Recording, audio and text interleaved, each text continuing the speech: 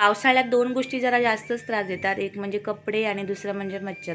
कपडे धुतले ना तर ते वाळत नाहीत म्हणून ना घरभर पसारा होऊन जातो आणि संध्याकाळ झाली की मग मच्छराची एंट्री होऊन जाते.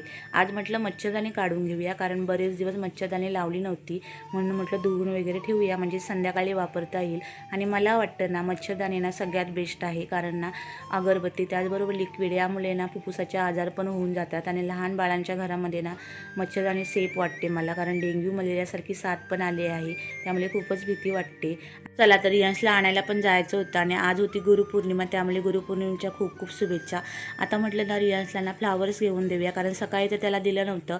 म्हटलं ना टीचरला दे आणि पाया पड, कारण काय ना माझ्यानंतरचे पहिले गुरु आहेत ते, आणि ना रियांच्या स्कूलमधलं हे पहिलं गुरुपौर्णिमा होतं, म्हणूनच ना त्याने असं टीचरला दिला आणि तो पाया पडला. आणि मग घरी आले होते, येताना ना मस्त असे ना आलूची पानं घेऊन आले होते. मग दुपारच्या टायमाला ना मस्त असे पानांना खाज होते ना ती काढून घेतली, कारण अहोंना ना जरा जास्तच आवडतात आलूवड्या, म्हणूनच ना मी बनवत असते. आणि दुपारच्या टायमाला मस्त आलूवड्या बनवून घेतल्या होत्या, कारण रात्री मस्त फ्राय करून त्या खाता येतील म्हणून. रोल वगैरे बनवून झाल्यावर मग वाफायला ठेवला होता. आता याची रेसिपी तर शेअर करणार नाही आहे, भेटूया पुढच्या ब्लॉगमध्ये. तोवर बाय बाय.